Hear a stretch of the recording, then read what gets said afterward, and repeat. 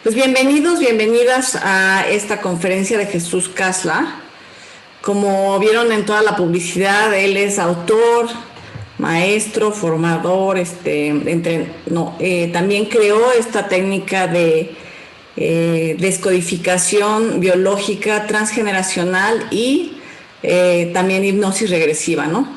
¿Nos puedes explicar un poquito, Jesús, de qué se trata esta terapia o antes de empezar? Claro, cómo no. Gracias, Sasa. Encantado de estar. Él está en España, es español, por supuesto. Soy español y estoy en Madrid, aunque habitualmente vivo en Milán, pero yo estoy en Madrid.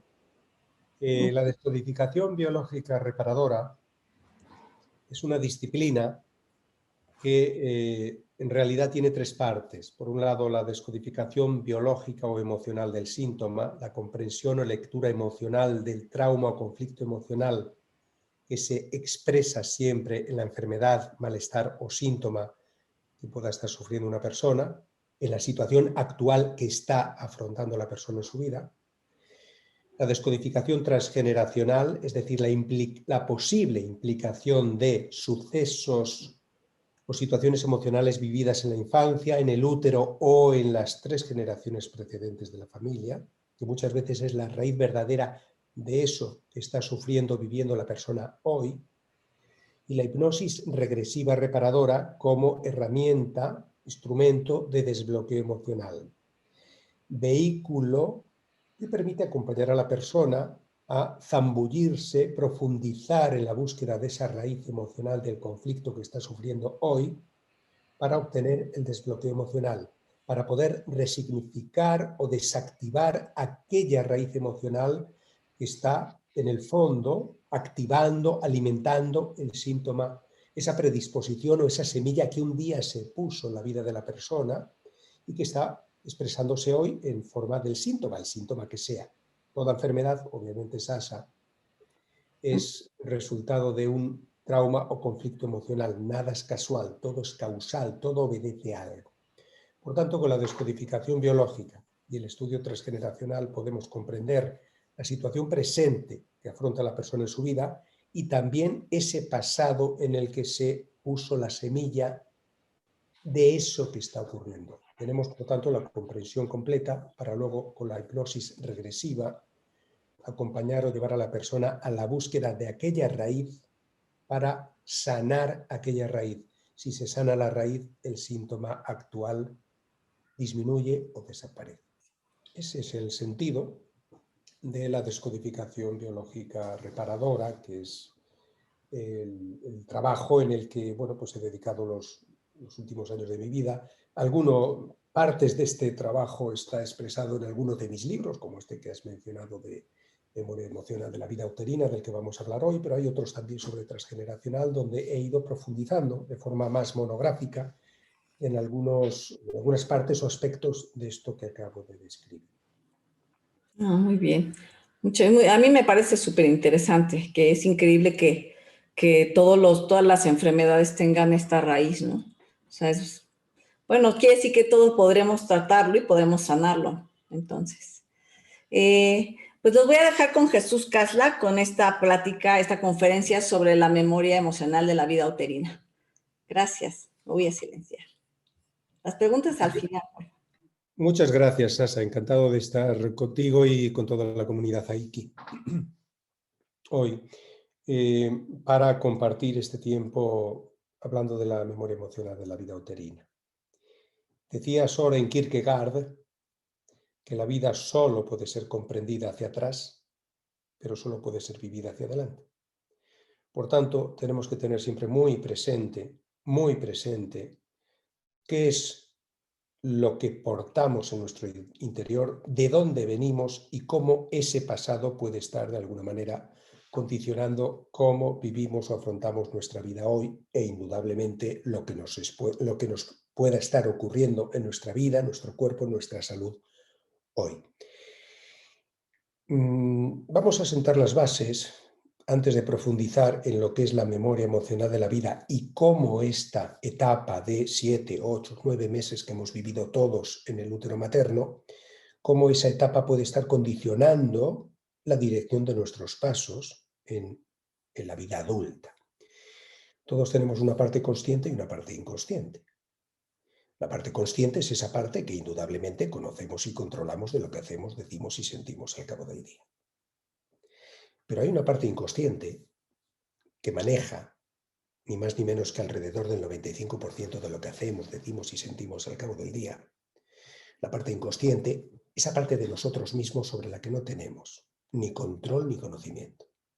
Y cuando esa parte de nosotros mismos se manifiesta de algún modo en nuestra vida, y concretamente en nuestra salud, nos lleva a la frustración de no comprender por qué ocurren ciertas cosas, por qué se repiten ciertas cosas, o por qué cosas que hasta ayer funcionaban de una manera, hoy ya no funcionan igual.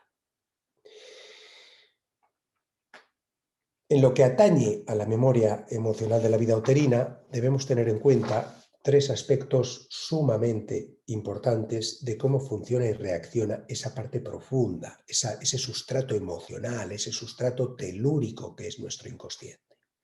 Esa parte de nosotros mismos, repito, sobre la que no tenemos ni control ni conocimiento.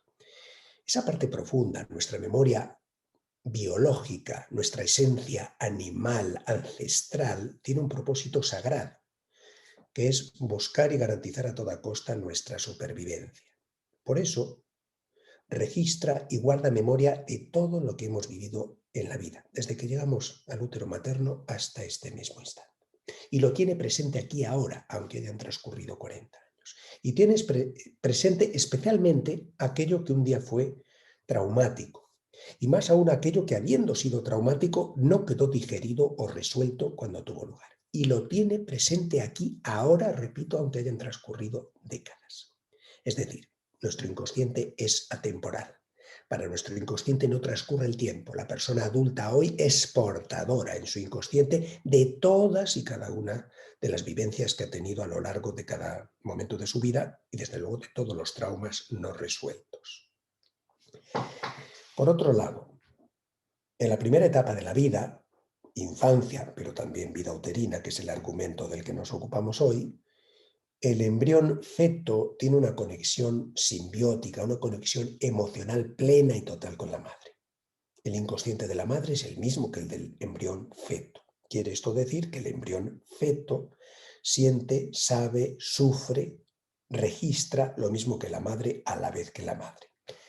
Pero sin tener la experiencia de la madre como para poder suponer o interpretar adecuadamente aquello que recibe de ella, como veremos posteriormente. Lo cual quiere decir que todo lo que viva la madre durante esos meses está siendo vivido y compartido e interpretado de una forma muy particular por ese bebé que anida en su interior. Y tercero, y esta es la clave para que luego al final comprendamos cómo se pueden esos registros emocionales de la vida uterina superar o resolver. La tercera característica del inconsciente, de cómo funciona y reacciona, es que el inconsciente reacciona igual ante estímulos reales o simbólicos. No discrimina entre real y simbólico.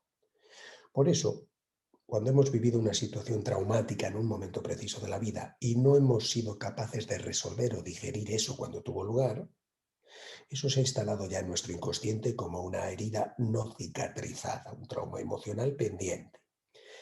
Cada vez que yo me vuelva a encontrar en mi vida o exponer en mi vida a una situación que guarde alguna similitud emocional con aquella que no superé un día, mi inconsciente, que como hemos dicho previamente es atemporal, piensa que está ocurriendo todavía aquel primer trauma no resuelto y activará una y otra vez, tantas cuantas yo me exponga, la memoria de aquel primer trauma no resuelto. Esto puede hacer, indudablemente, que las vivencias que el embrión feto haya tenido en aquellos meses en el interior del cuerpo de la madre, de aquello que ella le haya podido transmitir y que él probablemente no ha tenido la capacidad de digerir o comprender, eso está todavía en su inconsciente hoy, y cuando afronte él ya por sí mismo, en primera persona, en primer plano, situaciones que guarden alguna analogía emocional con las que pueda haber vivido la madre, se activará la memoria de aquello que ya sintió cuando estaba todavía dentro del útero materno. La memoria uterina es absolutamente trascendental en la vida de las personas. El bebé que nace no llega vacío. El bebé que nace lleva ya 9 meses, 7, 8, 9 meses interpretando y absorbiendo a cada instante multitud de información y haciendo una interpretación muy particular de eso que siente.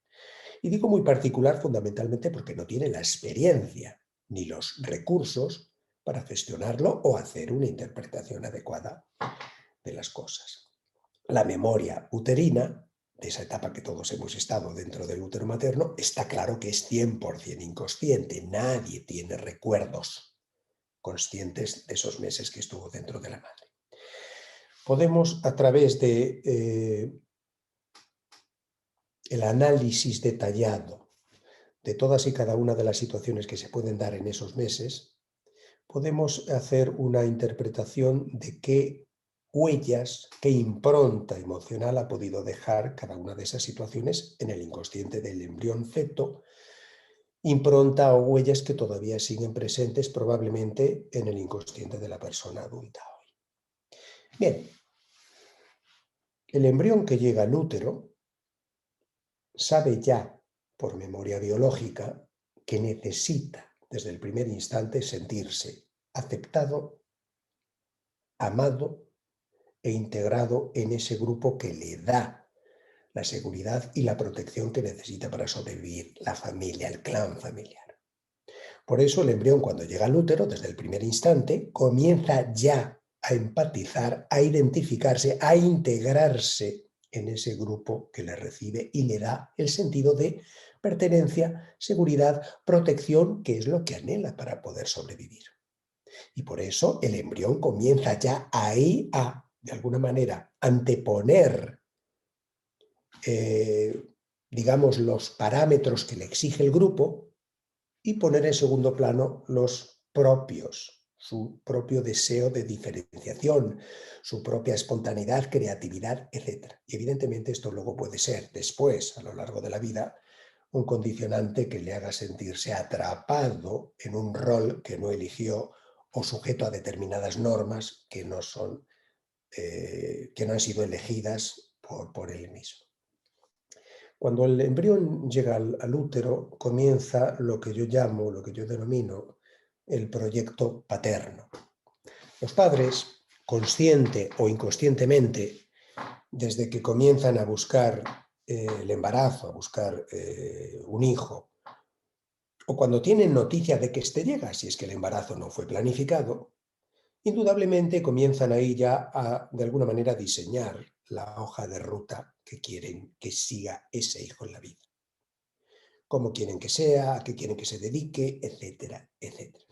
Y de alguna manera se instrumentaliza al hijo, porque muchas veces se convierte al hijo o se piensa que el hijo será el delegado, que el hijo sea capaz de obtener lo que los padres no obtuvieron, que sea capaz de llegar donde ellos no pudieron. Y eso de alguna manera va a hacer que dirijan o teledirijan los pasos del hijo, con la mejor de las intenciones, lógicamente, pero sin darse cuenta de que le están arrebatando la libertad de elegir él por sí mismo libremente la dirección de sus pasos. Y eso puede indudablemente conducir al hijo ya, desde tan temprano tramo de su vida, a una vida no elegida, a una vida que le puede llevar algún día a sentir la frustración de estar haciendo algo que no siente como propio, algo que no ha elegido, algo que le ha sido impuesto.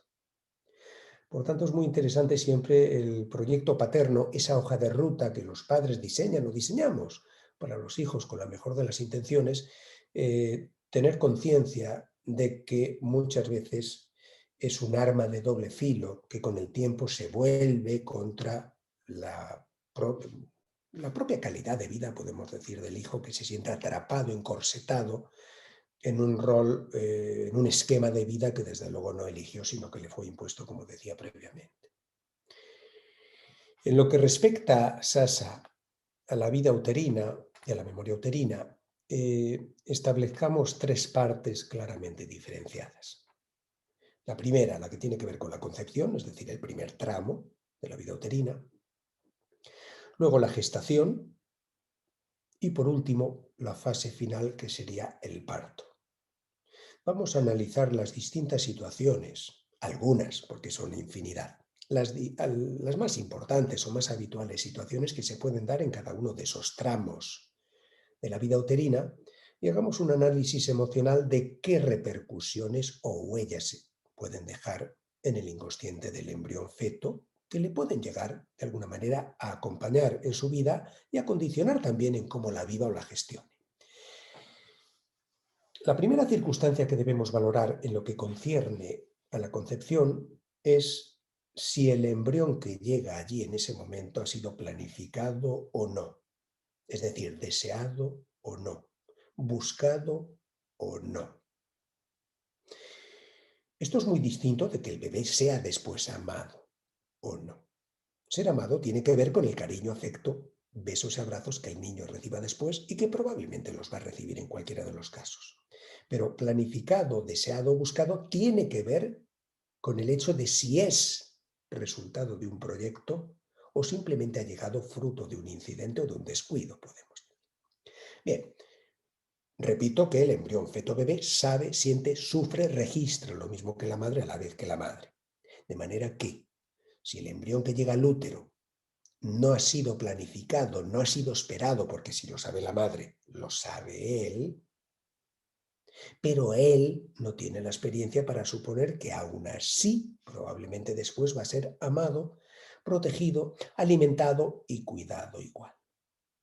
Carente de esa experiencia, probablemente vivirá 9 meses en el vientre materno en la angustia, incertidumbre, inseguridad y miedo de qué va a ocurrir después.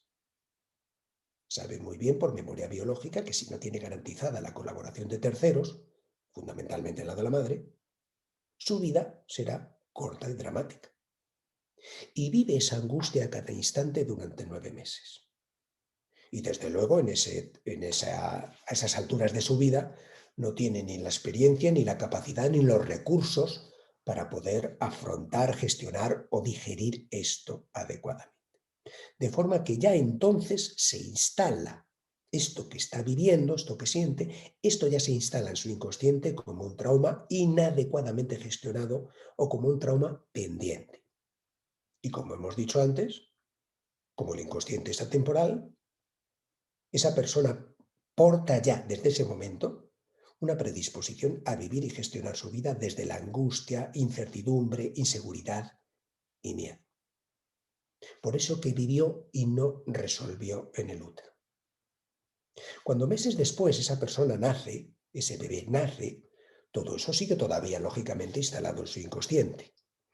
Para resolver la duda de si es amado, aceptado, integrado o no, probablemente esa persona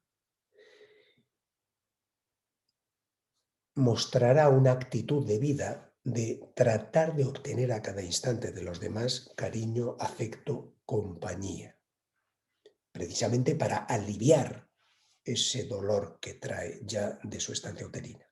Esto llevará a esa persona a estar más al servicio de los demás que de sí misma, para obtener ese cariño, afecto, compañía que de alguna manera alivie su dolor. Eso llevará a esa persona, como estoy diciendo, a una vida, podemos decir, de desvalorización y de baja autoestima. Estar más entregado a los demás para que le den eso que necesita y no entregado a sí mismo. La segunda circunstancia que podemos valorar en lo que concierne a la etapa inicial de la vida uterina, concepción, es la identidad del embrión que llega a ese útero. Que la identidad que tiene el embrión se corresponda o no con la que desean sus papás que le están esperando afuera. Ser niño o niña y depende qué es lo que estén esperando afuera. Vamos a poner el ejemplo, por ejemplo, de una niña que llega el embrión y que, como sabe, siente, sufre lo mismo que la madre, a la vez que la madre, sabe si afuera están esperando un principito azul y ella es una princesita rosa. vuelvo a decir, carente de la experiencia de lo que pueda pasar después, vivirá una vida uterina durante meses de angustia e incertidumbre de qué es lo que va a ocurrir después, en la espera de tener que exponerse un día que tarde o temprano llegará y pasar la dura prueba de el rechazo o la aceptación. Es decir, vivirá a cada instante en el útero la angustia de qué va a ocurrir. Evidentemente, ese embrión feto no puede cambiar su cuerpo. Si te esperan como niño y eres niña, no puedes cambiar tu cuerpo, pero ya tomarás algunas decisiones en el útero que te van a acompañar de por vida. Probablemente habrás decidido que tendrás que ser la hija perfecta, la mejor y perfecta en todo lo que hagas. Esto te llevará a una actitud de vida de estar en constante competición contigo y con el mundo para de alguna manera ganarte el perdón, para de alguna manera mostrar a tus padres que está bien. Defraudé las expectativas, pero soy la mejor de las hijas y soy capaz, soy bravísima en todo lo que hago o todo lo que comienzo o todo lo que proyecto. Otras veces incluso esto tiene repercusiones biológicas.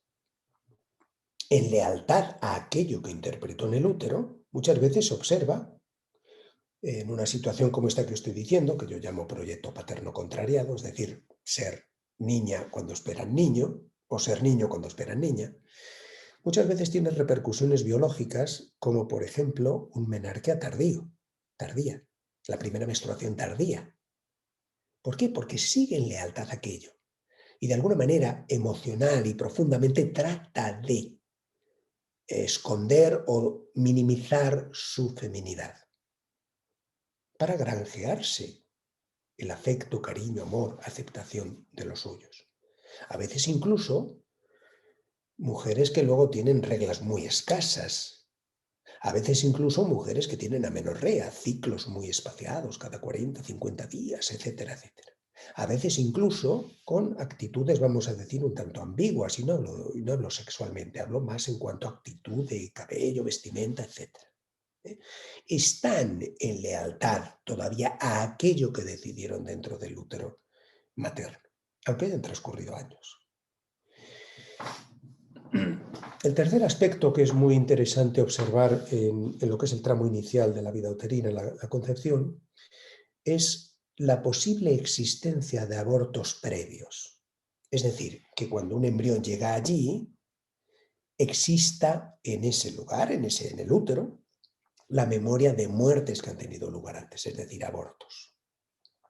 Si ha habido uno o varios abortos previamente, la memoria celular de esas muertes continúa, prevalece en esa cavidad uterina. El embrión que llega allí capta desde el primer instante ese ambiente de muerte. Evidentemente no sabe ni cuándo, ni cómo, ni por qué ha ocurrido eso, pero capta que ahí donde se encuentra él ahora, otro u otros han muerto antes. Y vivirá en la eterna angustia de que a él, a cada segundo, a cada minuto, le pueda ocurrir lo mismo, que pueda ocurrir el mismo fatal desenlace. Angustia, miedo. Es decir, la persona que vive una vida uterina en ese ambiente de muerte por lo que ha ocurrido antes, por un aborto precedente, instala ya en su inconsciente esa sensación de miedo. Probablemente será una persona que después vivirá, gestionará, afrontará su vida desde el miedo. Además, se convierte en un hijo de sustitución para los padres, para la familia, para el clan familiar. Un hijo de sustitución. El hijo de sustitución es una persona que después tiene fundamentalmente un conflicto de identidad. ¿Por qué? Porque inconscientemente sabe que para el clan familiar, para los padres, ha llegado a ocupar el puesto de otro.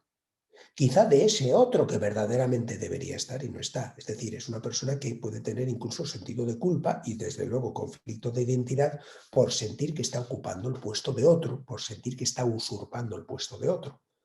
Personas que se preguntan inconscientemente, profundamente, si tienen derecho a estar aquí o no, si les pertenece un espacio, un rol, una identidad o no.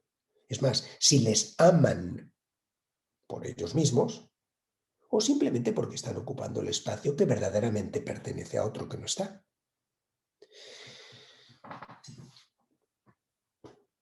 En lo que concierne a la gestación,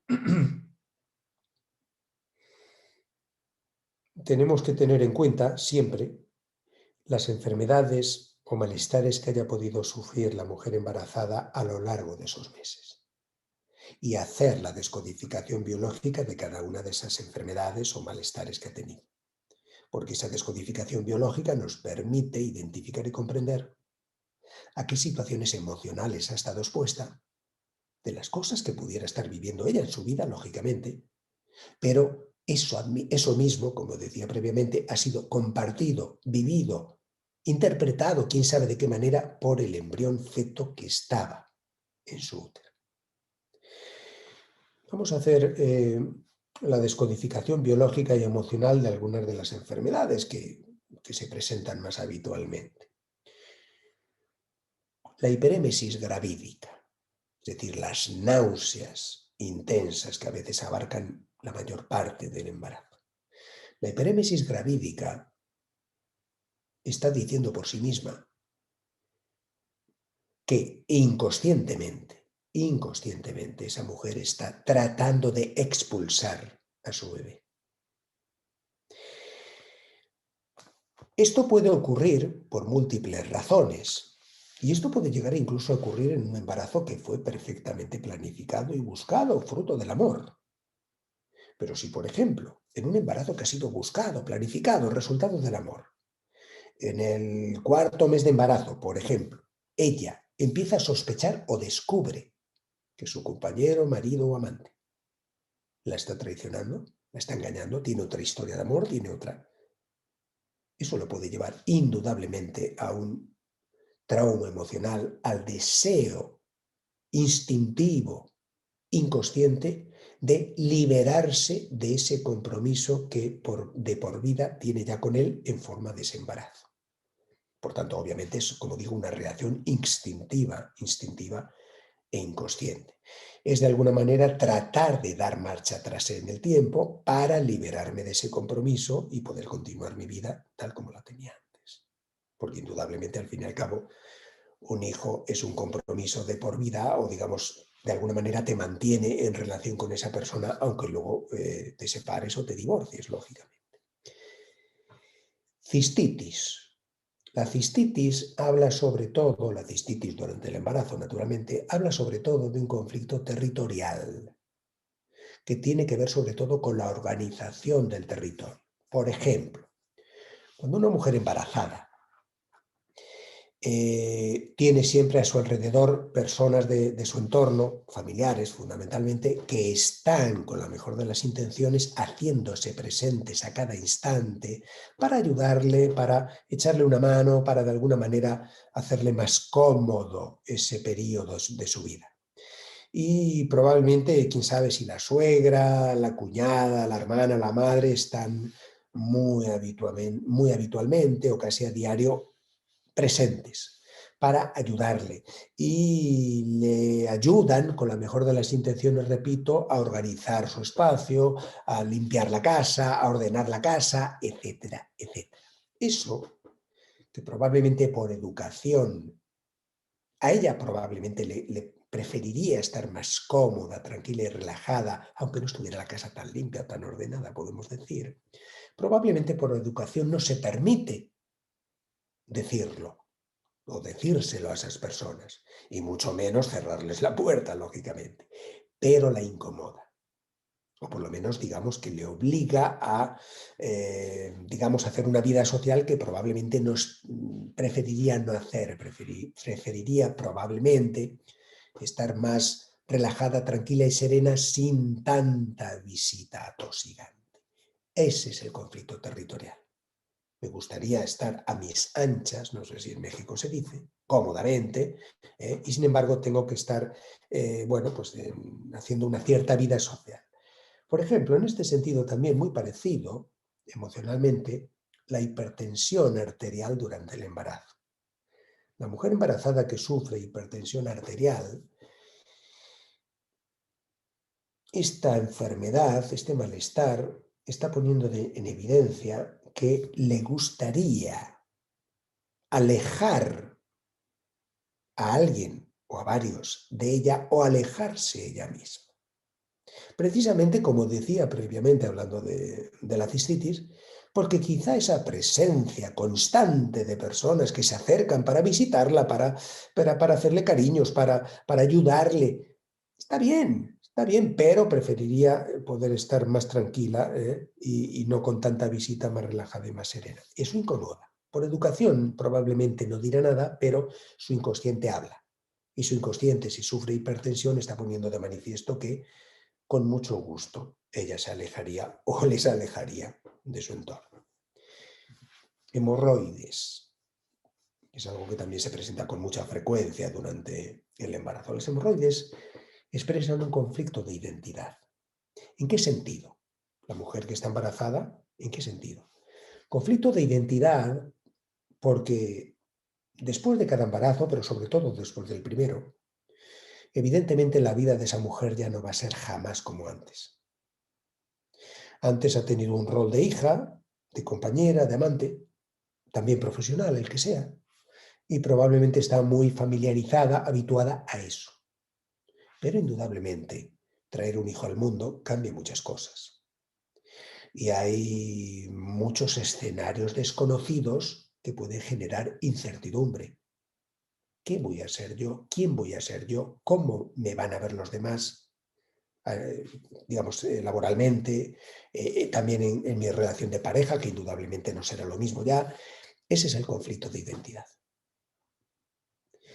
La diabetes gestacional.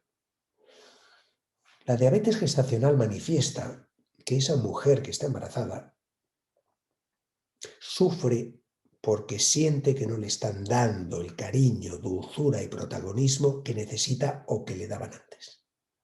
Muy a menudo porque todos a su alrededor hablan constantemente de ese hijo que está por llegar.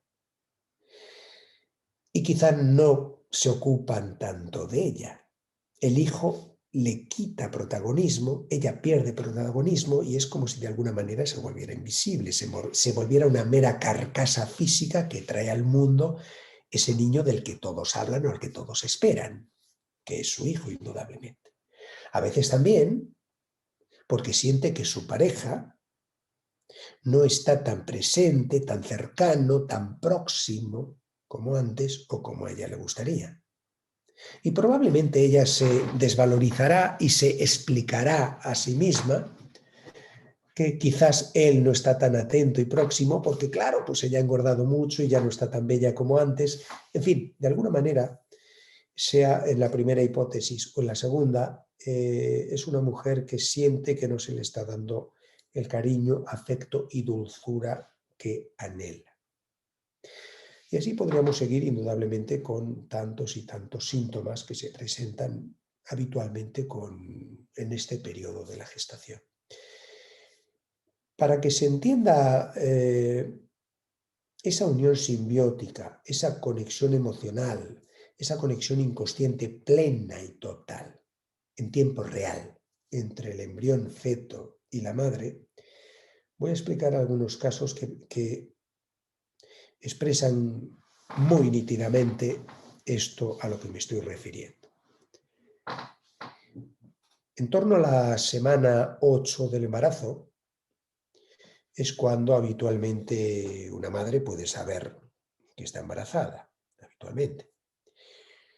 Ese momento coincide más o menos con la fusión de las dos partes de los labios.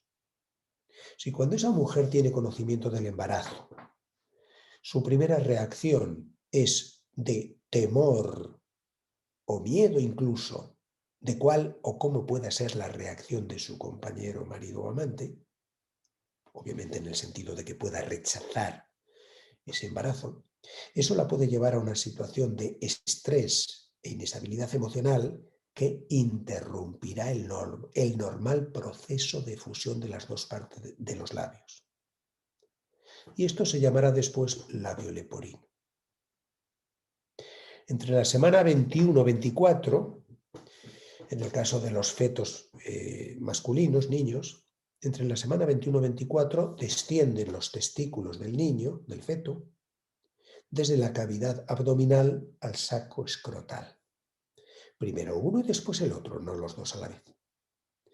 Si en ese tramo del embarazo, repito, entre la semana 21-24, ocurre quién sabe qué cosa en la vida de esa mujer que le lleve a rechazar al macho, eso traerá consecuencias para el feto. Si durante ese tramo del embarazo ella descubre o sospecha, por ejemplo, que su marido, compañero o amante la está traicionando, por ejemplo, eso la llevará indudablemente a rechazar emocionalmente a ese compañero, marido o amante. El feto que está en su interior, que vuelvo a repetir, un ejemplo en el que sea niño, varón, el feto que está en su interior capta y comparte a la vez que ella eso que ella está rechazando, eso que ella está viviendo. Capta el rechazo al macho y él es macho. Y él no puede permitirse la enemistad de la madre, la beligerancia de la madre, porque depende de ella, la necesita por completo. De modo que hará, quién sabe, ahora vamos a ver, hará algo para no recibir esa hostilidad de la madre. Camuflará, esconderá su masculinidad. De modo que sus testículos no descenderán para no mostrar su masculinidad frente a esa madre de la que está sintiendo que rechaza al macho, y él es macho. De modo que, si cuando el feto capta este rechazo al macho, solo ha descendido un testículo, el otro queda escondido, no termina de caer. Si cuando él descubre esto no ha descendido ninguno, ambos quedan escondidos. Y esto se llamará luego, o por lo menos aquí en España decimos testículo escondido o testículo en ascensor. ¿Okay? Un ejemplo más. Vamos a considerar que una mujer durante su embarazo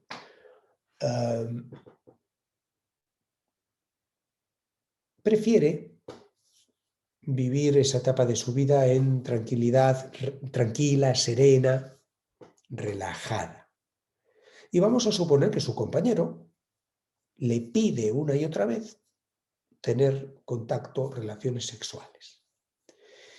Bien, puede ser que ella se niegue 1, 2, 4 veces, no lo sé, pero imaginemos que a la 8ª vez ya acepta tener relaciones sexuales, no porque a ella le apetezca, sino para que él se quede tranquilo, la deje tranquila y en paz las próximas semanas.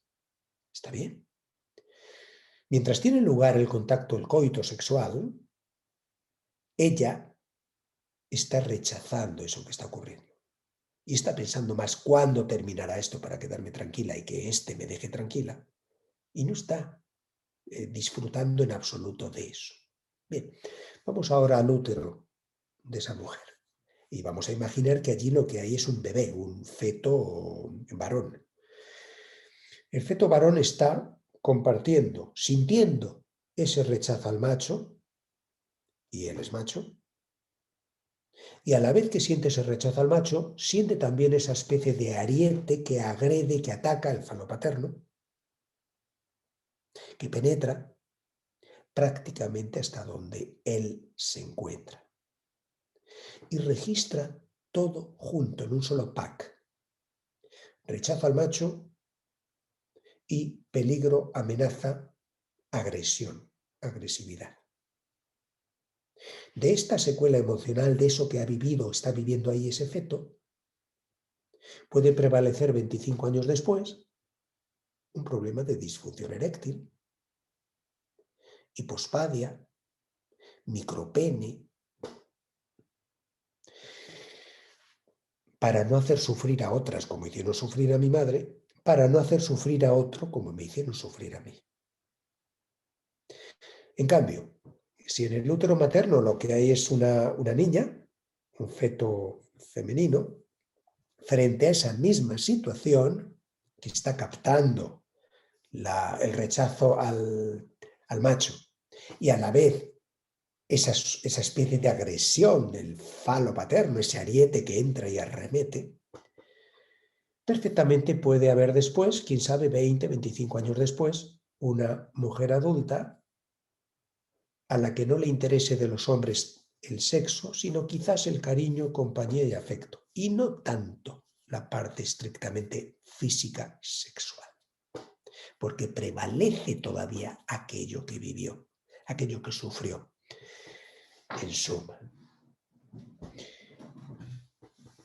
alrededor del 18-20% de los embarazos empiezan siendo múltiples al comienzo. Y en realidad, según dice la estadística, ni siquiera el 2% de los partos son múltiples. Lo cual quiere decir que de esos partos inicialmente múltiples, en la mayoría de los casos, uno se queda en el camino. Esto es lo que da lugar al llamado síndrome del gemelo perdido. Ocurre con frecuencia que una mujer al principio del embarazo tiene un pequeño sangrado y, lógicamente, alarmada, va al doctor. Y probablemente le dirán que vuelva a casa, que haga, en fin, que haga reposo y lleve el resto del embarazo tan tranquila y serena como pueda, y el reposo. Como luego 6, 7 o 5 meses después nace alguien, nadie toma en consideración qué pudo significar aquel sangrado. Y ese sangrado muchas veces es la eliminación total o parcial de un gemelo. Vamos ahora al interior del útero de esa madre, de esa mujer, y vamos a tratar de interpretar qué es lo que ha ocurrido ahí o cómo lo ha vivido el superviviente. Porque el superviviente, en un momento concreto, deja de sentir el movimiento de su compañero y deja de sentir el latido del corazón de su compañero. Y entra en pánico. En pánico de que a él le pueda ocurrir lo mismo y en pánico de que se siente solo por primera vez en su vida. Evidentemente, esa persona no ha tenido en ese momento la capacidad, como es lógico, para comprender y mucho menos resolver esto que ha presenciado o esto que ha sentido en primer plano. Personas que precisamente por eso que han vivido en esas circunstancias tienen luego después en la vida una tendencia a la tristeza, la soledad y la culpa. ¿La culpa por qué? Porque se preguntan inconscientemente, ¿por qué yo estoy aquí y mi hermano no? ¿Por qué yo merezco estar aquí y mi hermano no? Aquel primer compañero que tuve. La tristeza y la soledad, porque están en la eterna espera del posible reencuentro con aquel compañero que un día tuvieron, que un día se fue o desapareció y no saben si volverá.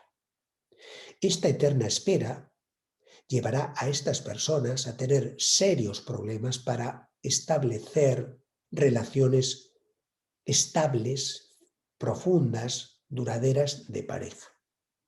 Porque no se pueden permitir estar en compromiso con nadie si mañana llega ese al que están esperando. Estoy hablando siempre inconscientemente. Personas que por eso tienden a la soledad y tienden a, de alguna manera, autosabotearse, porque, repito, tienen dificultades para establecer relaciones de pareja o que éstas sean duraderas. Personas que incluso muchas veces llegan a flirtear con el peligro, con la muerte, a través de actividades deportivas, a través de cómo conduzcan el carro, a través de cómo manejen la moto, tantas y tantas cosas.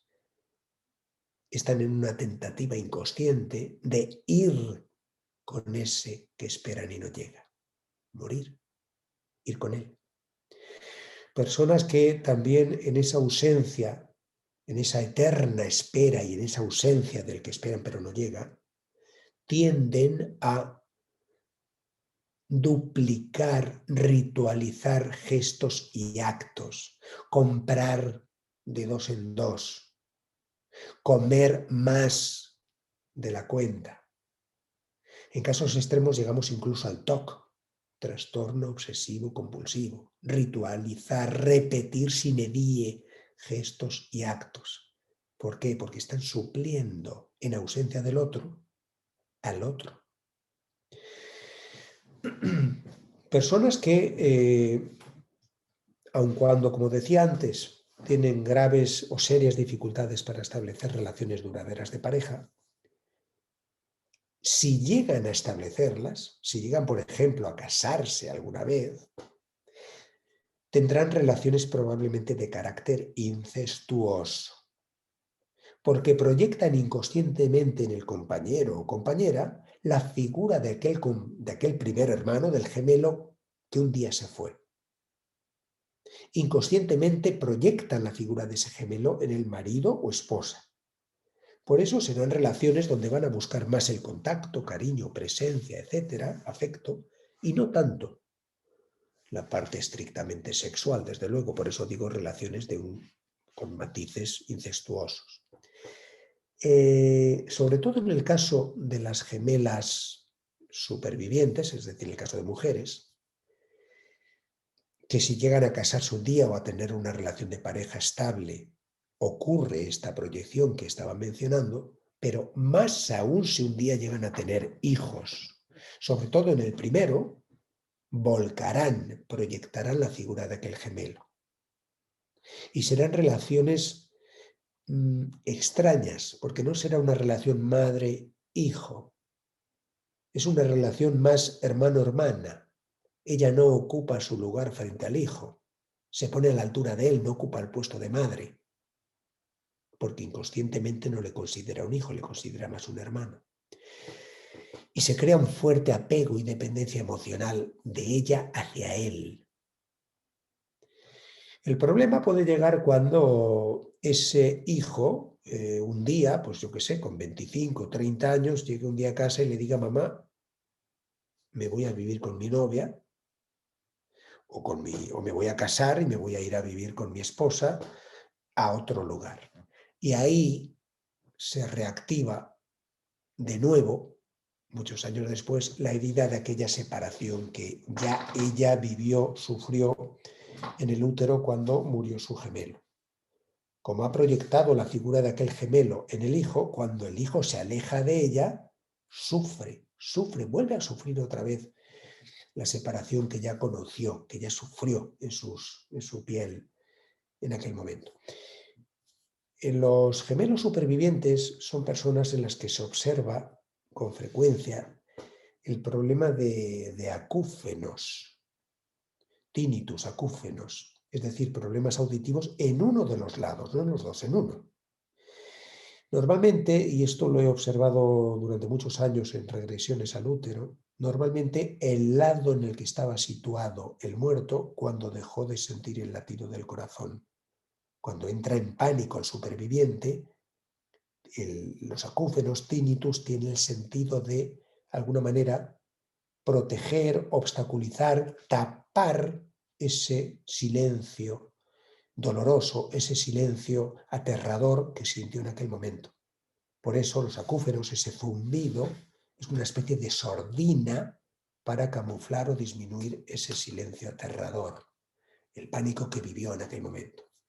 Personas que también suelen manifestar problemas de piel.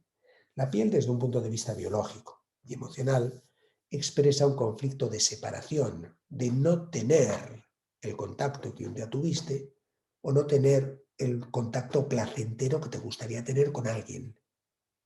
Por eso, sobre todo en el caso de los gemelos supervivientes monocigóticos, es decir, que estaban en el mismo saco, que había un contacto directo, sí suelen ser personas que después en la vida suelen tener problemas de piel, porque están todavía viviendo el conflicto de separación de aquello que ocurrió en aquel momento de su vida, de aquella separación brutal e inesperada y desde luego traumática y dolorosa. Otro aspecto también que debemos tener muy en cuenta, es la tentativa o pensamiento de aborto que puedan tener los padres en un momento dado cuando hay un embarazo. Y repito, no solo el intento de abortar, también el pensamiento de abortar. Porque el embrión feto bebé, como venimos diciendo, el embrión feto sabe, siente, sufre lo mismo que la madre a la vez que la madre. Quiere decir esto, que si a ella o a él, al padre, se le pasa por la cabeza la idea de abortar, aunque sea él el padre, porque si se le pasa por la cabeza a él, pero la madre es conocedora de esto, también el feto lo es. De modo que hará su particular interpretación de esto. Vuelvo a repetir una vez más, y todo está determinado por su falta de recursos y experiencia de lo que verdaderamente pueda estar ocurriendo afuera, de por qué puedan tener este pensamiento y desde luego de lo que le espera cuando nazca. No tiene esa perspectiva. De modo que son personas que por eso que han interpretado ese pensamiento o tentativa de aborto, viven después en una especie de autosabotaje toda su vida. Porque es como si se hubiera escrito a fuego en su inconsciente que no valen nada, que no merecen el éxito en nada. Si un día mi madre pensó eliminarme, ¿cuánto valgo yo? Claro, esa es una sentencia pesante, pesada, condicionante, que le puede perseguir toda la vida. Personas que luego en la vida jamás se reivindicarán. Personas que tendrán una deplorable interpretación de sí mismos, de su escasísima valía, de su escasísimo valor, porque están en lealtad a aquello que ocurrió, a aquello que el feto interpretó de aquella manera. Personas que luego incluso rehuyen las muestras de afecto, el contacto físico. Es como si tuvieran escrito en la frente: si tú supieras lo poco que valgo, no perderías tu tiempo acercándote a mí. Hablando de una forma simbólica. Pero lo cierto es que luego son personas que viven en esa especie de autosabotaje, a veces incluso toda la vida. Embarazos extrauterinos, cuando el óvulo fecundado, en lugar de anidar en la cavidad uterina, lo hace habitualmente en una de las trompas de Falopio. Ese embarazo pone de manifiesto que esa mujer no tiene claro el llegar a tener un compromiso de por vida o no con ese hombre. Con ese hombre o con la familia de ese hombre. Puede estar muy segura de la relación de amor y afecto que tiene con ese hombre hoy, pero quizá no sea el momento todavía de tener ese hijo, por problemas económicos o por lo que sea. Y mucho menos, quizás en muchas ocasiones, puede estar muy segura de la relación que tiene con él y no tanto o no le resulta tan agradable la familia de él. Es decir, la palabra clave aquí es el compromiso. Adquirir o no un compromiso de por vida con él y su familia, o en este momento y en esta situación que estamos atravesando. Porque quizá es demasiado joven, porque quizá no tiene la estabilidad económica, patrimonial que le gustaría tener a ella para poder vivir o poder poner en marcha ese proyecto de vida en una situación mejor en su. La placenta previa. A lo largo del embarazo, la placenta, en condiciones normales, se traslada progresivamente de la parte baja del útero a la parte superior, para dejar libre la salida del bebé cuando tenga que nacer, la salida, el acceso al cuello del útero. Sin embargo, hay ocasiones en las que la placenta permanece incluso al final de la gestación, obstaculizando total o parcialmente el acceso al cuello del útero. Aquí hay dos situaciones que se suelen presentar y debemos valorar. Una tiene mucho que ver con el anhelo de proteger a mi bebé del falo paterno, sea porque esa misma mujer ha enfrentado una situación como la que yo me refería previamente, de vamos a llamar una especie de abuso del macho, sea porque la madre lo vivió o sea porque otras mujeres del clan, fundamentalmente la abuela materna, lo vivió. Es decir, puede haber vinculada una memoria familiar, una memoria transgeneracional de mujeres que hayan vivido algo similar. Frente a eso, intentan proteger, o digamos que la placenta previa tendría el cometido de amortiguar o proteger de la agresión del falo paterno al bebé que está en el útero. Otras veces, y también esto tiene mucho que ver con la memoria transgeneracional, es el anhelo de retener al bebé en sus entrañas para poder mantenerle más tiempo, desarrollarle más, alimentarle más y que salga más fuerte cuando nazca. Fundamentalmente porque o ella misma, la mujer que está embarazada ahora, siente que el escenario de vida que espera ese niño fuera no es el mejor, no es como a ella le hubiera gustado o como ella había ideado un día, o sobre todo también cuando hay memorias familiares de niños que murieron prematuramente o nacieron prematuros y tuvieron una primera infancia con serias secuelas de salud. Por tanto, hay un anhelo de eludir ese riesgo, trayendo al mundo a un niño más fuerte, más grande, que indudablemente tendrá mejores posibilidades de salir adelante. Muy en relación con esto que acabo de explicar, también valoramos el embarazo pretérmino o posttérmino. El embarazo, vamos a decir, pretérmino, 7-8 meses.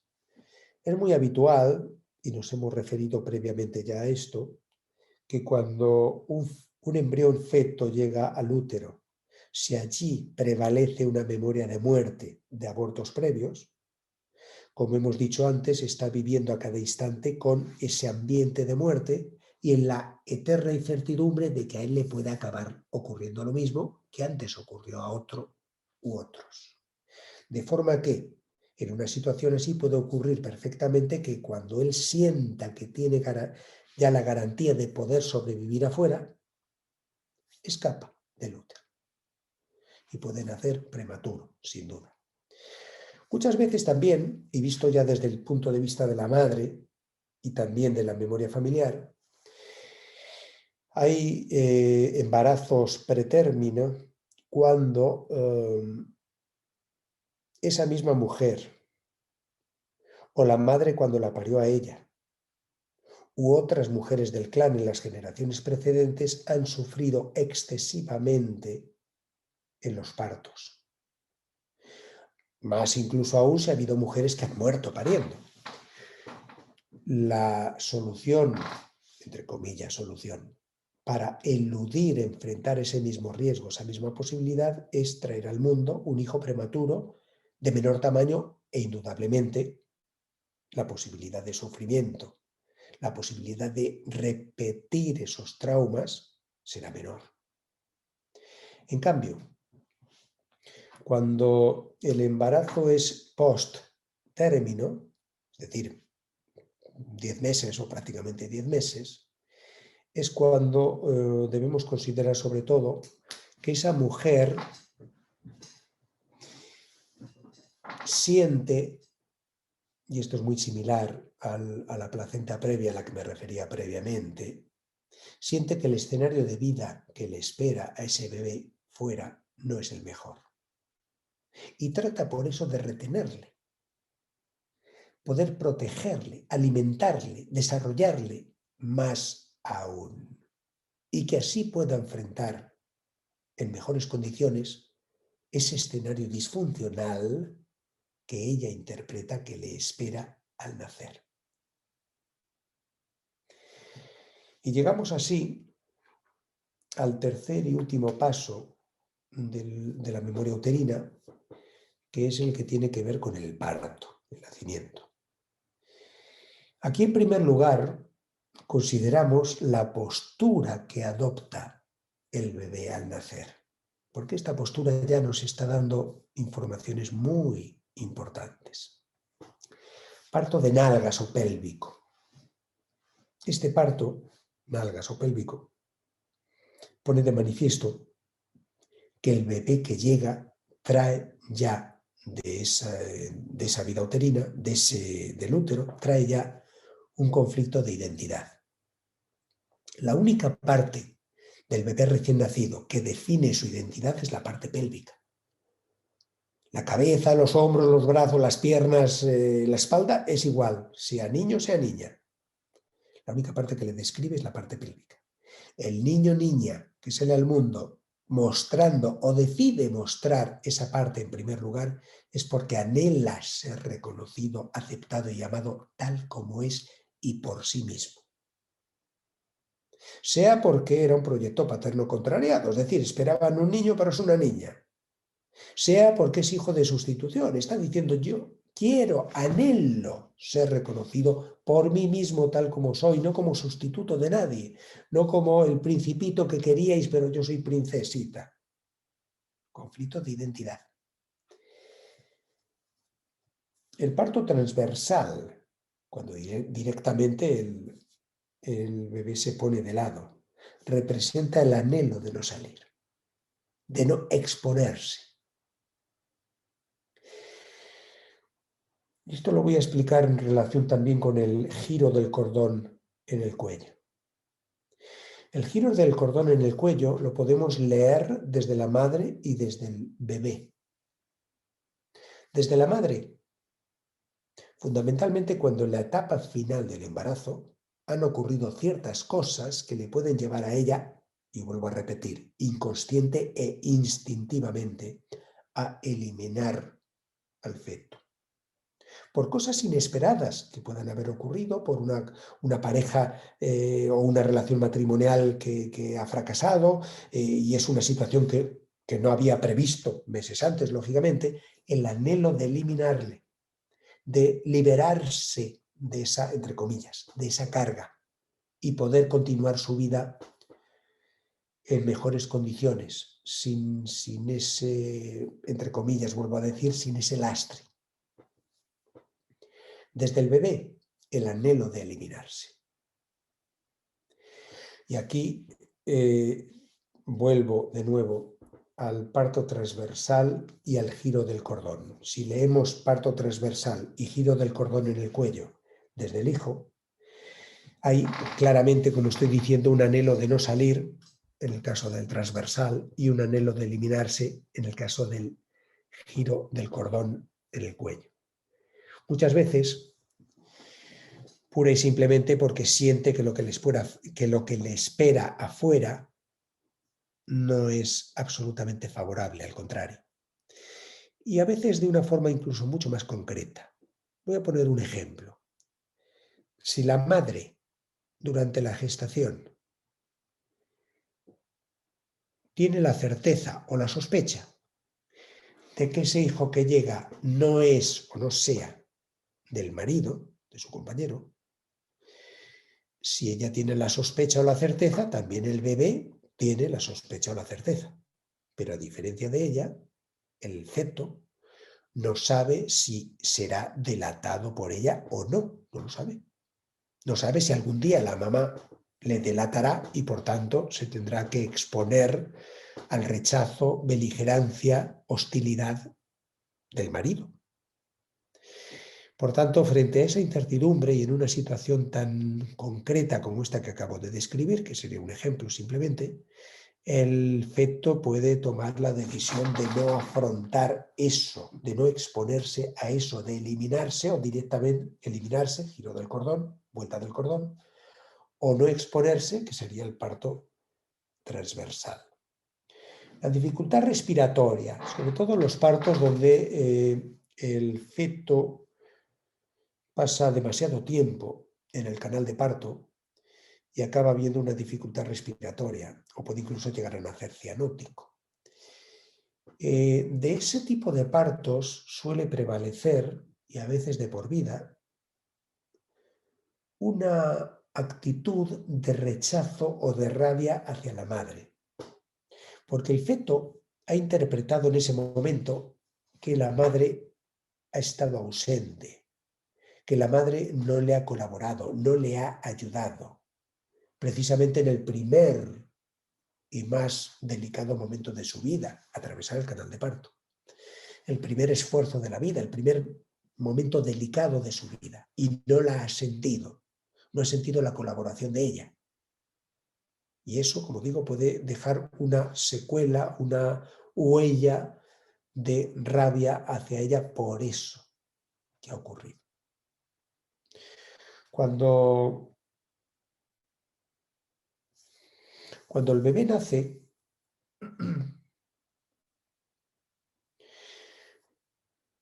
vamos a imaginar que fruto del parto y del sufrimiento que pueda haber tenido lugar durante el parto, la madre esté inconsciente. El bebé que nace, probablemente por ese estado de inconsciencia de la madre, ya ha sentido en el cuello del útero, en el canal de parto, ya ha sentido la falta de colaboración de ella, a la que me acabo de referir.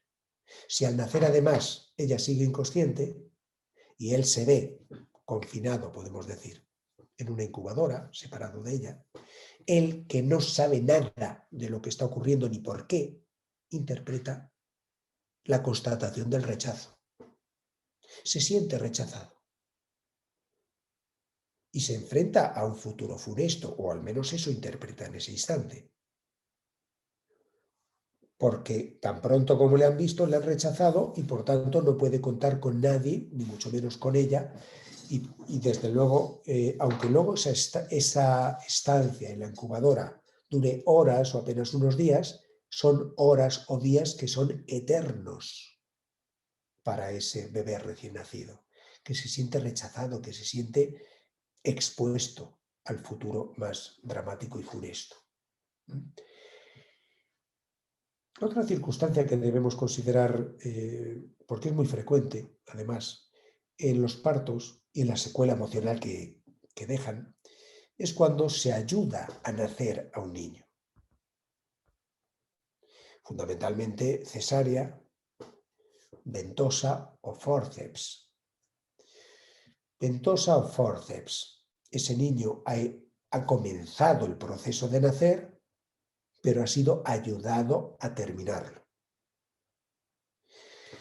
Indudablemente nacer es el primer esfuerzo que todos enfrentamos en la vida, que duda cabe. Y cómo ocurra ese esfuerzo dejará una huella específica en nuestro inconsciente. De forma que, si el feto ha iniciado el proceso de nacer, pero ha tenido que ser ayudado para terminar, ventosa o fórceps, prevalece en la memoria emocional de esa persona, después, la sensación de su incapacidad, de que si no hubiera recibido colaboración externa no habría sido capaz de culminar ese proceso por sí mismo. Personas que después en la vida buscarán o esperarán que otros les ayuden, les colaboren para culminar las cosas que emprendan, porque están en lealtad a cómo sucedió o cómo se llevó a cabo ese primer esfuerzo de su vida. Personas que incluso después en la vida muestran una especie de desconexión emocional con sus propias emociones, una especie de ausencia de frialdad. ¿Por qué? Porque un día el día del nacimiento, interpretaron que no tenía sentido conectarse y vivir sus emociones. Porque ya aquel día alguien, sin pedir permiso, obviamente, les jaló, como se dice en México, les agarró, les arrastró y les sacó de ese medio en el que estaban. Por tanto, si eso ocurrió una vez, puede volver a ocurrir más veces. ¿Qué sentido tiene entonces que yo me conecte y viva mis emociones si en cualquier momento, inesperadamente, otro puede tomar el control de mí, sobre mí, y sacarme de ese estado? Personas que precisamente por esto, control, sufrirán especialmente después en la vida cada vez que sientan que otros les quieren controlar, que otros quieren decidir por ellos o quieren dirigir sus pasos, porque ya enfrentaron ese control ajeno, externo, en el momento del parto, cuando les jalaron y les forzaron a nacer. Y los partos por cesárea. Claro, la persona que ha nacido por cesárea ni siquiera ha tenido la opción o la confirmación de su propia valía. No ha tenido que atravesar ni total ni parcialmente el canal de parto. Le sacaron de ahí por otro camino. Por tanto, carece de esa experiencia. No tuvo ni tendrá jamás la constatación de su capacidad. Personas que precisamente por eso, luego muy a menudo la vida parece como si estuvieran siempre esperando la ayuda y colaboración externa para dar ese primer paso en las cosas que quieren hacer o emprender. Y no es que no tengan capacidad, no es ese el problema, es que están en lealtad todavía a cómo tuvo lugar aquel esfuerzo. Porque, repito, nunca tuvieron ni tendrán la confirmación de su capacidad. Personas, evidentemente, que no tienen una gran seguridad de su propia valía, de sus propias capacidades, porque nunca enfrentaron nada, en aquel momento no enfrentaron aquel esfuerzo y no salieron victoriosos. Al fin y al cabo, el niño que ha nacido con dificultad respiratoria, con un gran sufrimiento, incluso cianótico, sufrió, claro que sí, pero está aquí y tiene la constatación de que fue capaz de completar aquel proceso. Quien nació por cesárea no tiene esa capacidad. No tiene esa confirmación de su capacidad. Indudablemente, Sasa, todos, que duda cabe, hemos vivido en el útero materno y todos, en mayor o menor medida, hemos podido enfrentar alguna o algunas de estas situaciones que, a modo de ejemplo, he expuesto aquí.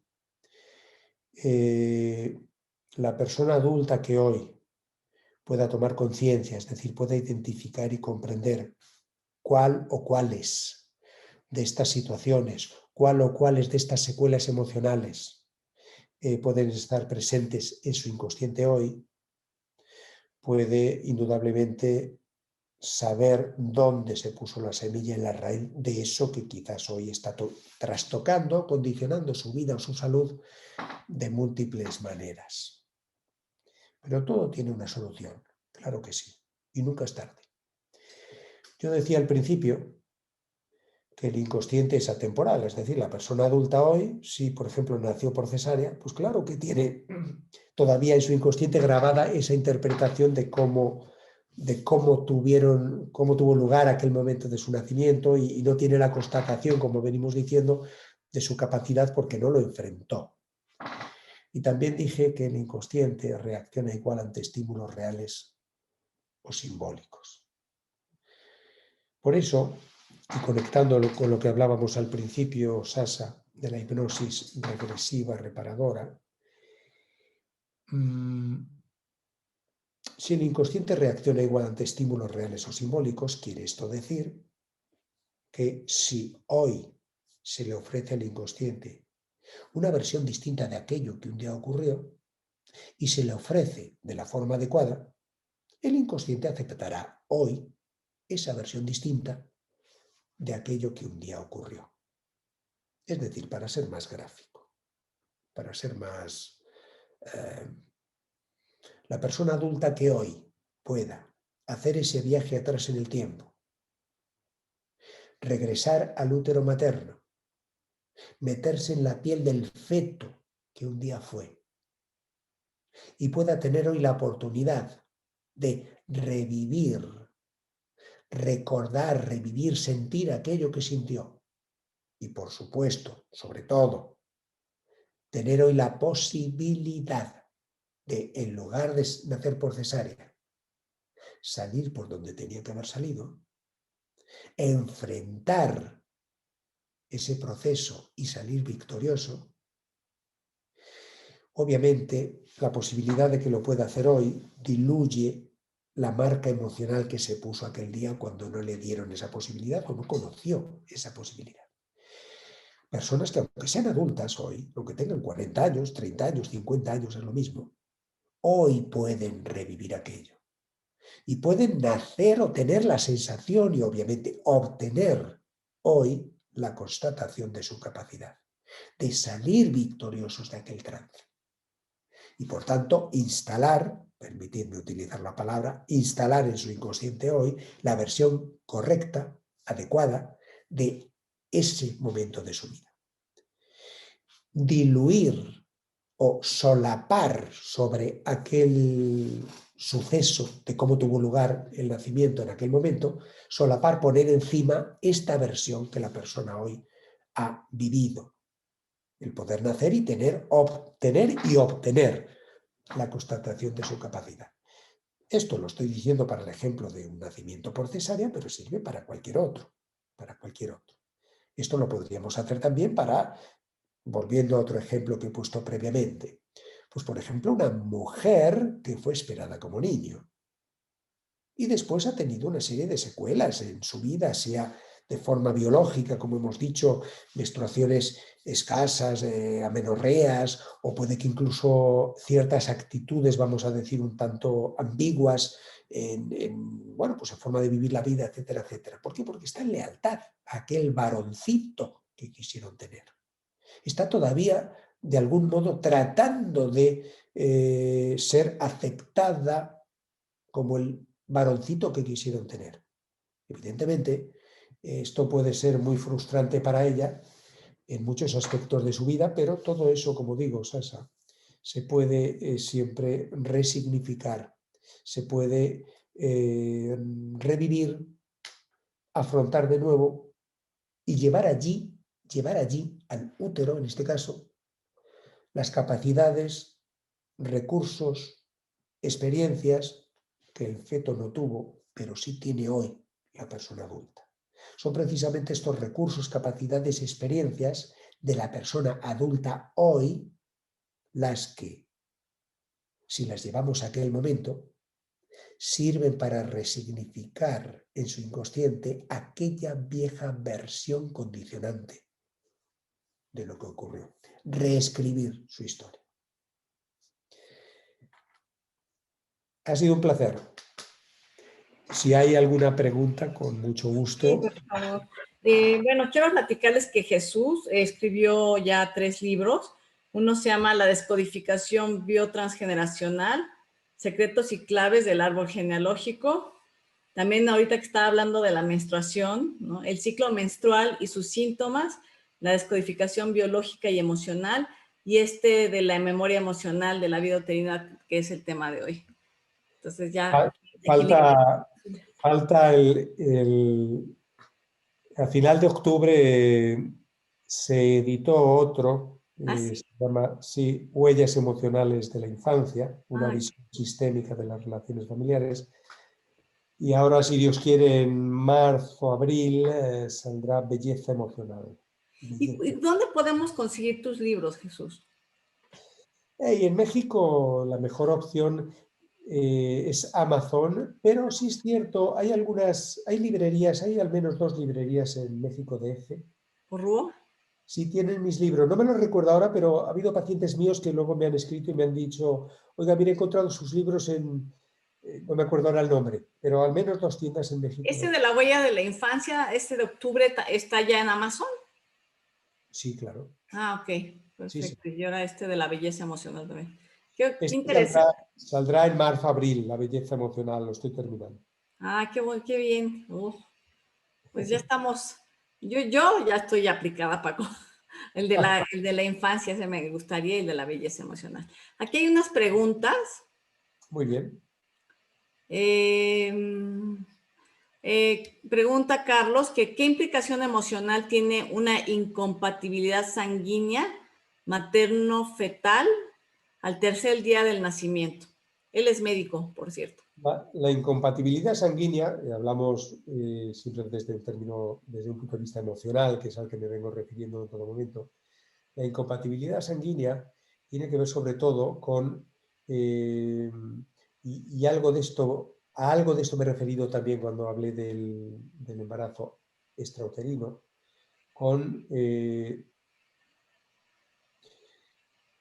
vamos a decir, el desacuerdo que pueda tener esa mujer en dar un miembro a esa familia política, la familia de él, con la que probablemente no se siente bien o no se siente aceptada o se siente rechazada. Es decir, puede haber desde luego una relación sincera y verdadera con su pareja, lo cual no quiere decir que sea lo mismo con la familia de él. Si ella no se siente aceptada o no se siente valorada o se siente rechazada directamente por esa otra familia, eso puede llevarle a la incompatibilidad sanguínea. Por lo menos en la percepción que hacemos, en la lectura que hacemos emocional. Gracias. Aquí hay hay varias preguntas, de hecho. Dice que su hija llora cada vez que se ríen y eso lo hace desde bebé. ¿Se debe a algo que vivió en su útero?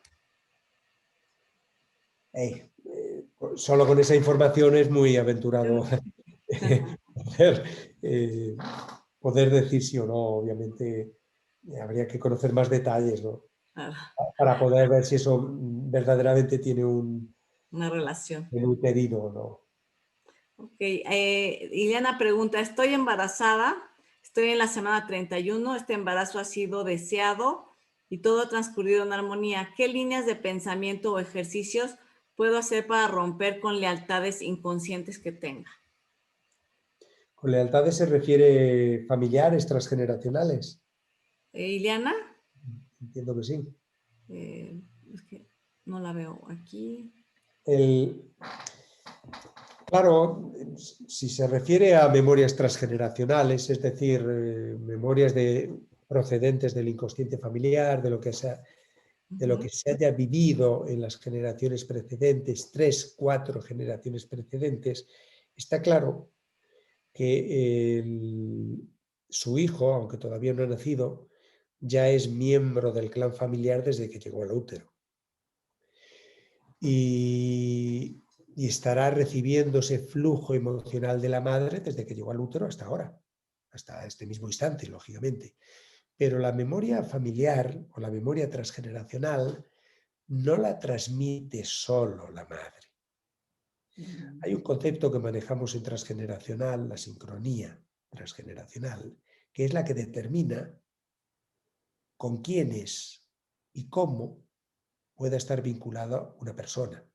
Es decir, ese niño o niña que espera la persona que está haciendo la pregunta puede tener vínculos transgeneracionales con otras personas de la familia, del clan, incluso de generaciones precedentes, lógicamente. Y por tanto, expuesto a, sobre todo, los traumas no resueltos que hayan podido dejar pendientes esas personas.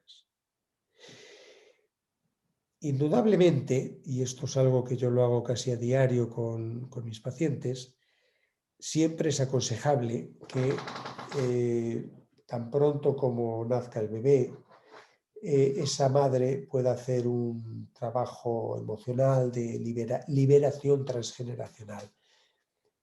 No solo por ella, sino también por su bebé. Porque el bebé en el útero y luego también durante la primera infancia, como es lógico, sigue teniendo esa conexión emocional plena con ella, para bien y para mal. Es decir, para mal porque todo lo que ella sufra le es transmitido al bebé, pero también todo lo que ella libere o desbloquee de ella misma o de la memoria familiar de la cual también ella es partícipe, también ese desbloqueo redunda en beneficio de su bebé. ¿Sí? Que creo que era este el sentido de la pregunta, si he comprendido bien. Dice Carla, ¿qué relación tienen las alergias con la vida en útero y de qué manera se puede cicatrizar esas heridas para sanar lo físico? Las alergias, me has dicho. Uh-huh. Bueno, las alergias en principio no son memorias uterinas. Ah. Las alergias siempre suele haber un conflicto programante, es decir, la raíz, en un escenario de vida en el que han ocurrido traumas o un trauma. Voy a poner un ejemplo muy sencillo de esto, muy, muy sencillo, pero simplemente para que se entienda. tú puedes estar... imagínate que estás un día comiendo con unos amigos, almorzando, pues qué sé yo, por ejemplo, marisco. Y en ese preciso instante te llaman al teléfono y te dan una fatídica noticia, una noticia brutal, lo que sea, la que sea. Oh, Imagínate cuál puede ser. Entonces, termina la llamada telefónica, cuelgas la llamada telefónica y te quedas en shock. Y puedes estar sufriendo un ataque de pánico, en fin, lo que sea. Tu inconsciente ha tomado nota de todo lo que formaba parte del escenario en el que tú estabas cuando has recibido esa fatídica noticia. Y todo lo que está presente en ese escenario es sospechoso para tu inconsciente. Y puede ocurrir perfectamente que el marisco, que hasta entonces te ha sentado muy bien y te ha gustado mucho, vas a comer marisco 4 semanas después y te sienta mal. oh, ¿Por qué? Porque tu inconsciente tomó nota de todo lo que estaba presente allí y en tu plato en ese momento había marisco. oh. Y es sospechoso. Y claro, tu inconsciente reacciona. Y tu biología también. Por tanto, está claro que entiendo que la pregunta, considero que la pregunta va referida a que quizá un niño recién nacido o al poco de nacer ya tenía sus alergias. No podemos olvidar, como venimos diciendo, que el embrión feto, pero también el bebé en la infancia tiene una conexión plena con la madre y sigue viviendo y sufriendo lo mismo que la madre a la vez que la madre, aunque la madre nunca se lo exprese con palabras.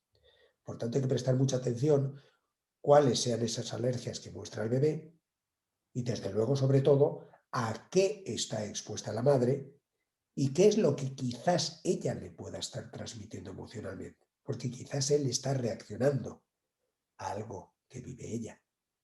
Mm, ¿Sí? ok. Dice Flor que cómo podría afectar a un bebé concebido en el contexto de esta pandemia, por ejemplo. Alguien que concibe un bebé en esta época de pandemia. Bueno, pero no por la pandemia, es decir, tendríamos que analizar la situación emocional de los Contexto. padres. Mm, Claro, el bebé, todo su mundo es la madre. Su hábitat, el útero, y la madre es todo su mundo. El bebé no sabe si hay pandemia, no hay pandemia, si hay ah, una situación de posguerra, no sabe nada de eso. Él hará su interpretación en función de lo que ella le transmite. Es decir, si tenemos una mujer que se queda embarazada y, dada la situación sanitaria o mundial, se echa las manos a la cabeza cuando conoce la noticia, ¿eh? Porque considera que no es el mejor momento ni la mejor situación, es eso, el hecho de que se eche las manos a la cabeza, lo que condicionará al bebé, no ah, el COVID. entonces, Eh, mm, es decir, al final él reaccionará frente a que esa la- reacción de fatalidad con la que reacciona la madre. E interpretará como todo, vamos a ver, como todo mi mundo es mi madre, y yo capto que ella tiene una reacción de fatalismo, de contrariedad, al fin y al cabo yo interpretaré que algo tiene que ver conmigo. Yo me pongo en el centro del escenario y siento que algo tiene que ver conmigo y alguna culpa me pertenece, alguna responsabilidad me pertenece. Claro, porque yo desconozco cualquier cosa que pueda estar ocurriendo afuera. Entonces, al fin y al cabo, sí puede ser muy condicionante para el bebé, porque el bebé no pone el televisor para ver las noticias. Nada de eso existe. Simplemente ese flujo emocional que le llega, siente que algo tiene que ver con él. mm, Si mamá reacciona así, muy contenta no debe estar de que yo esté aquí. Y a mm, partir de ahí se desarrolla toda una interpretación que puede ser fatídica o, desde luego, puede ser muy condicionante porque no obedece a la realidad. Es una interpretación que el feto hace con la escasa información de la que dispone. mm, ok. Este, preguntan también que si tienen problemas como de identidad, como homosexualidad, ¿tiene que ver con la vida uterina también? O sea, es otra cosa. Sí, es cierto, ya ves que antes hablaba, yo lo dije, además lo dije con toda la intención, que es por ejemplo, cuando hablaba del proyecto paterno contrariado, de una niña que quizás esperaron como niño y es niña, ¿no? Y te dice que hablé de un aspecto emocional y que luego puede tener ciertas actitudes un tanto ambiguas, no tanto sexuales, sino más bien emocionales porque está en lealtad a aquello que captó en el útero. Sí es cierto que en algunos casos esto se manifiesta también con una opción sexual como pueda ser la homosexualidad, sí es cierto, pero no es la única situación, no No. es siempre una memoria uterina ni muchísimo menos. ¿O podría ser también la bisexualidad? También, claro que sí, pero ahí entran, pero te reitero, no es solo una memoria uterina, es decir, muchas veces hay implicadas memorias incluso más profundas, la memoria transgeneracional. Cuando, por ejemplo, no sé, por poner un ejemplo, solo un ejemplo, pues ha habido mujeres en el clan familiar, la madre, abuelas, bisabuelas o tías, etcétera, que sistemáticamente han sido maltratadas o abusadas, violadas por sus parejas. ¿eh? Y eso sí puede tener un influjo muy condicionante en este sentido en los varones que lleguen ahí después. O en las mujeres que lleguen ahí después y que no quieran saber nada del macho o de los machos. Por ejemplo, cuando hemos hablado antes de qué puede ocurrir en la sexualidad del hijo o hija, si esa madre fue abusada sexualmente por su pareja durante la gestación, ¿te lo recuerdas? Eso sí puede tener ya efecto en cómo viva su sexualidad el niño o la niña, frente a aquella agresión, abuso y rechazo que captaron de la madre cuando ellos estaban en el útero. Claro que sí. Hay una pregunta aquí de Enrique que dice que le cuesta trabajo entender cómo un feto puede tener tanta capacidad de raciocinio, es decir, saber si es bueno o malo. ¿Cómo interpretar que si la mamá tiene náuseas, quiere decir lo que quiere decir que lo quiere expulsar, en lugar de pensar que la mamá está tratando de expulsar algo negativo en su cuerpo para hacer a ese bebé más fuerte? El libro al que te has referido, Ajá. el libro este de la memoria emocional de la vida uterina, es resultado, lógicamente, de varios años Ahí está condensado el resultado de varios años de trabajo mío, sobre todo de hipnosis regresivas al útero, que yo hago con mucha frecuencia. El pasado fin de semana aquí en Madrid hemos tenido un curso de 2 días, 48 horas, de regresiones al útero, precisamente. Es decir, no cuando ves esto una, dos o tres veces, cuando esto lo ves cientos de veces, pues ya sí empiezas a considerar que son tendencias que se mantienen. Es decir, lo que yo aquí he manifestado de esa sensación de miedo cuando ha habido abortos precedentes, de esa decisión de ser hipercompetente cuando te esperaban como niño pero eres niña y de alguna manera tratas de obtener el perdón de aquella expectativa paterna defraudada, etcétera, etcétera. Es que esto luego lo ves en lo que la persona te cuenta de cómo es en la vida y en lo que la persona expresa cuando regresa al útero y expresa lo que ahí siente. Entonces estamos hablando lógicamente de un trabajo, de trabajos reales, de casos reales, como es lógico, cosas que se han podido constatar, yo personalmente he podido constatar en cientos y cientos de casos a lo largo de los años. Híjole, Jesús, hay muchas preguntas todavía. Eh, por ejemplo, que su hijo, pregunta del qué es la placenta creta, qué significa la placenta. Placenta creta es la primera vez que escucho. Tampoco no. Entonces también, ¿qué efectos tiene el haber nacido por cesáreas, por comodidad más que por necesidad, por No, ejemplo? no, pero en lo que respecta al hijo, en lo que respecta al hijo da lo mismo si era por urgencia, planificada, por comodidad o no. Y Lo si que, alguien, si un bebé nació con problemas de hígado, que ya tiene actualmente un trasplante hepático, ¿qué puede significar eso? ahí entraríamos en otro plano, que es el plano transgeneracional. Cuando hablamos del transgeneracional, a lo cual me he referido muy superficialmente en algunos momentos de esta conversación, estamos hablando de la memoria de lo que ha sido vivido en la familia en las 3 generaciones precedentes. Estamos hablando del inconsciente familiar, del cúmulo de vivencias que todos los antepasados en las 3, 4 generaciones precedentes han vivido. Y hay un concepto que obviamente no voy a profundizar en él porque necesitaría 40 minutos para explicarlo a fondo, pero es el del hijo síntoma.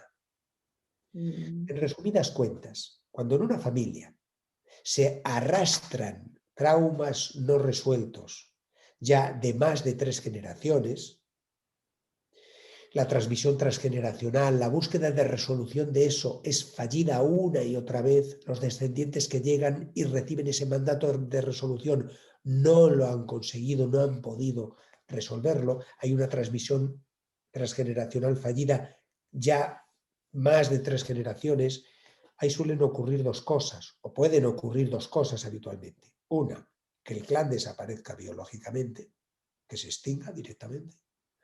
O la otra, que es más habitual, la aparición de un hijo síntoma. El hijo síntoma es una persona que ya desde el útero, arrastra graves secuelas o condicionantes de vida y de salud. Este podría ser un caso. Creo que la pregunta era un niño que ya desde antes de nacer venía con problemas de hígado, si he escuchado bien la pregunta. Este podría ser, obviamente yo no tengo ningún dato más que lo que has formulado tú en la pregunta, pero podría ser un caso de hijo síntoma y estamos hablando ya del plano transgeneracional, no tanto de la relación directa madre-hijo. Para que se me entienda esto que estoy diciendo. El caso más habitual y que yo siempre utilizo para explicar esto del hijo síntoma es el síndrome de Down. Personas con síndrome de Down, hablando en términos transgeneracionales, son hijos síntoma. Están poniendo de manifiesto ya un clan familiar en el que se arrastran traumas no resueltos ya de varias generaciones antes, previas. Es la solución que encuentra el inconsciente familiar para depositar en la espalda de un solo miembro toda la toxicidad acumulada y dejar el camino libre para que los otros, puedan garantizar la continuidad del clan en mejores condiciones, liberados de esa carga, de esa toxicidad acumulada. Ese es el hijo síntoma. El que arrastra ya desde el útero esa misión de vida, que lógicamente le va a condicionar y limitar de forma muy notable en su vida.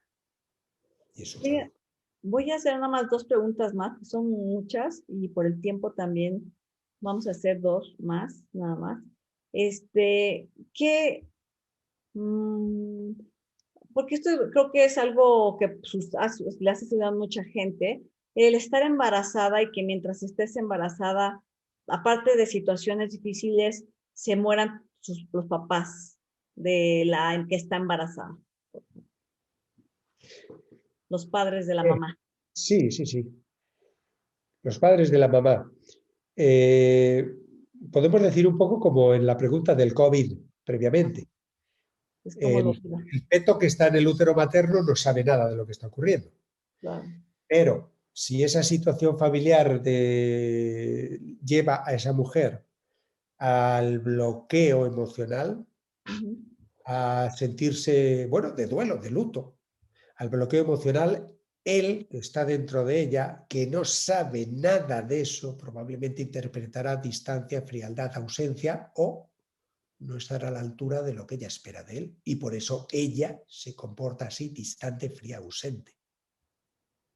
Además, incluso después de nacer, porque esto se ve también con frecuencia, cuando tú naces y llegas a una familia que está de luto, que está bloqueada, que el escenario no es el adecuado para que tú esperes o solicites sonrisas, cariños y abrazos, porque están todos sumergidos en el dolor, eso de alguna manera te hace interpretar que has llegado en el momento inadecuado.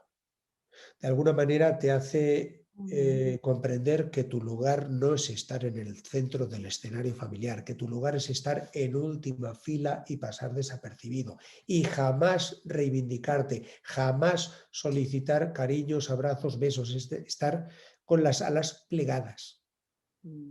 Esto es una consideración que es importante, que las mujeres que están embarazadas lo tengan muy presente. Si durante el embarazo ocurre algo por el estilo, una pérdida familiar, etcétera, que no olviden, obviamente el dolor de la pérdida es ineludible, pero que no olviden que el estado emocional que estén viviendo lo comparte el bebé que llevan en su interior. Y por tanto tienen que tratar de la manera que sea posible de corregir, o al menos que esto sea lo más llevadero posible, no solo para ellas, sino también para él. Y bueno, la última pregunta que vamos hacer aquí es ¿hay alguna diferencia en que un bebé sea concebido in vitro a que sea concebido naturalmente? Ah, claro, por supuesto que sí. Y dentro de ser in vitro, habría que considerar también si es con esperma y óvulos de los padres o no. Ah, claro. Pero bueno, vamos a poner al margen ya de si es con esperma y óvulos donados o no. Vamos a considerar que toda concepción que no tiene lugar en el regazo, al calor del regazo materno, deja luego secuelas de alguna manera como de no estar a la altura, o de no ser merecedor, o de no ser verdaderamente amado o tanto. Está claro que un embarazo que se ha gestado en un laboratorio es un embarazo buscado, claro que sí, eso es clarísimo. Pero si no ocurrió donde tenía que ocurrir, por algo será, o al menos algo así se interpreta para sí mismo el embrión. Con lo cual, sobre todo, lo que se suele observar después es personas que es como si tuvieran la sensación de no haber estado a la altura. Personas que después luego en la vida tienen la tendencia a estar constantemente pidiendo la constatación a los demás, a los que están a su alrededor, de si les quieren, de si les aman, de si les... porque necesitan recordarse y sentir esas palabras una y otra vez. Porque no fueron concebidos donde debieron. Es una secuela que se observa. Muy bien. Jesús, están preguntando dónde, hay muchas preguntas de cómo descodificar o cómo sanar estas heridas emocionales en útero. Sí. ¿Podemos dar tu correo para que se comuniquen directo contigo? Para terapias con él Claro, naturalmente. para resolver estas situaciones. Naturalmente. Vamos a estar compartiendo entonces con ustedes. Quien le interese, por favor, contacte a IQ Wellness Center para que demos el correo de Jesús y ustedes puedan contactarlo directamente. Lo que les quería compartir, primero que nada, vamos a compartir con ustedes que él va a estar dando cursos sobre todos estos temas. ¿Me ponen la publicidad, por favor? Sí, el primer módulo es del 27 al 28, 27 y 28 de febrero, que es la transmisión transgeneracional. Es la formación de descodificación biológica reparadora con él. ¿Esto es solamente para terapeutas, Jesús, o cualquier persona que le interese puede tomarlo? No, cualquier persona, cualquier persona. No es un requisito ser terapeuta, ¿no? Ok, perfecto. Para quien quiera, Son 8 módulos. Este es el primero. Nosotros en Nike Wellness Center estaremos compartiendo la información de cada módulo. Para quien esté interesado, nosotros vamos a poder ayudarlos con la información y para que puedan tomar estos módulos, estos cursos. Al final, creo que el módulo 8 es sobre... Les voy a leer los módulos para que lo puedan saber, para quien le interese. Ya. El módulo 1 es la transmisión transgeneracional, el módulo 2 es la memoria emocional de la vida, el número 3, las huellas de la primera infancia, el 4, las leyes biológicas, órganos y tejidos del endodermo, el módulo 5, órganos y tejidos del mesodermo, el módulo 6, órganos y tejidos del ectodermo, constelaciones esquizofrénicas, el módulo 7, hipnosis y desbloqueo emocional, y el número 8, regresiones al útero, a la infancia y a vidas pasadas. Para quien le interese, vamos a estar de todas maneras recordando cuáles y las fechas en Nike para que estén pendientes, y cualquier información estamos para servir y nos pueden escribir o nos pueden llamar. ¿De acuerdo? Pues quiero agradecerte muchísimo, Jesús. Fue una conferencia muy interesante. Pues todos ahora sí que pasamos por ahí y podremos entender quizás algunas cosas que nos suceden ahora. Y bueno, y si no, pues escarbarle más con los papás a ver qué pasó en ese embarazo, que nos pudiera dar más idea, ¿verdad? Claro que sí. Bueno, ha sido para mí un enorme placer. Te agradezco mucho, Sasa, también a toda la comunidad Nike. Y bueno, estamos siempre aquí presentes a disposición. La distancia no existe. Ya no existe, así es. Muchas gracias. De verdad es un honor haberte tenido aquí y nos encantó. A mí me encantó, no sé. Y creo que la gente está muy, muy agradecida por lo que estoy viendo en el chat, por toda esta información. Y bueno, cualquier informe, vamos a estar compartiendo su correo electrónico, su teléfono y, bueno, toda la información sobre sus módulos, su curso. Gracias, gracias, Jesús. Estamos en comunicación. Hasta pronto. Hasta pronto. Hasta pronto. Gracias. Gracias a todos por estar. Bye, Vivi. Gracias, Carlos, a todos. Bye, Berito.